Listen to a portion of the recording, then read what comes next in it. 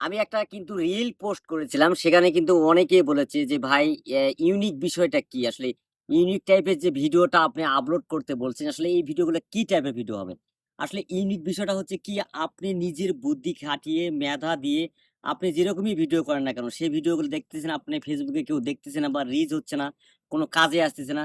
সেই ক্ষেত্রে আপনি এমন সিস্টেমের একটা ভিডিও করবেন যে ভিডিওটা মানুষ যেন দেখে।